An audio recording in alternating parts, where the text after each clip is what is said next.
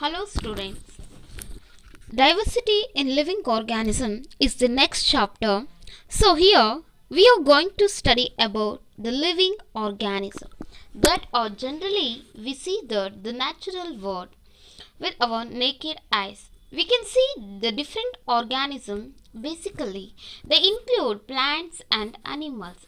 If you go to a park, you see the different kinds of plants or trees, is it right? And you see the grass also, and you see the different people. So you see the different organism, but what is the range of the differences? So there is not very much difference you find there. If you go to park, you see the grass carpet. You see the all grass plants are similar in length. Say in terms of science, if you see that there, what kind of animals you see? Only human beings you see. Rarely you find other animals. Of course, if somebody is taking their dog outside, like the pet dogs, but if you go to a jungle, if you go to a forest, then if you see the what kind of different things you see. If you go to a thick forest, you find the different kinds of plants which are not similar. They are entirely different from each other. And you find the plants of different forms. You find certain plants are thin, weak, creepers. You find some are climbers. And you find the bushes. And you find big trees. And you find the giant trees, so which are grown up to a meters of height, like 9 meters, the 20 meters, the 30 meters, and sometimes find which it grow up the even 100 meters also. So this way, if you go to a forest, that means if you go to a natural setup, not a park or a shopping mall, if you go to a natural setup, you find so many kinds of plants. And if you observe animals, what sort of animals you find in forest? You find so many insects, various birds, and many animals like squirrels, rats, mongoose, rabbits. What else you find there? You find the fox.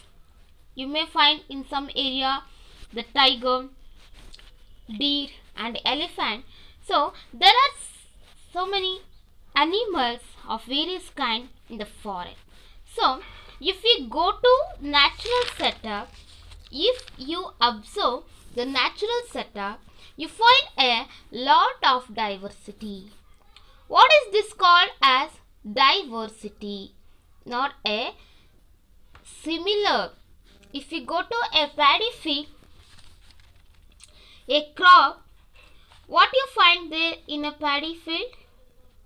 Here you see the thousand of paddy plants. If you go to a wheat field, yes, there you find 1,000. Where in some water, the wheat plants. The growing all are like. Would you call it as a diversity? No, students. So if you go to your lawn, you see your lawn, the grass consists of all similar kinds of the plants. So that is not diversity. So what the term diversity refers to? Variety. The variety of organisms are there. So this blue plant at here has got a variety of living forms.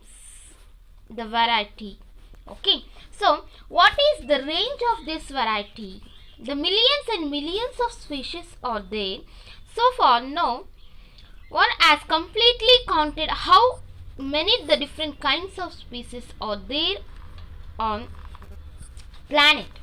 Still they are finding the different species which are not at or studied, not at or observed. They are minimum places. There are certain places, even though the area of land is small, it consists of the large variety of organisms. Whereas such example is a Galapagos Island. Okay, the Galapagos Island. So there are the certain island which consists of the very beautiful, the very interesting creature with very different peculiar form and function. The variety of birds, the variety of insects, plants, of things are there in this world. So far I am talking about the things. We can see that our naked eyes, the plants and animals. Beyond that, there are many creatures, living things that are existing in this world, which we can see with our naked eyes. So, what are those? We take about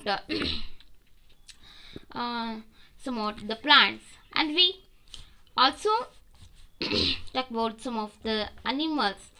The things that we cannot see are microorganisms.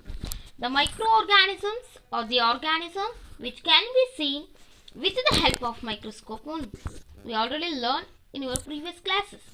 Okay, those are called as a microorganism. There are variety of microorganisms, the number of species, the number of classes, groups in microorganism. So, if you see the range, what is the range of organism? What sort of difference existing between the variety of organisms? Okay, you see the microorganism, their length is micrometer. Okay, so we can use the symbol mu microns. The very small, the 1000 or the 10,000 part of millimeter in our scale. Okay, sorry, 1000 the part of millimeter in our scale. So you can imagine how much small they are. Yes, those are very small behind our imagination. So this word, it consists of the very tiny organisms. So the tiny microorganisms are very tiny. So the range, it is the range, and it begins with very tiny. The micrometer to 100 meter.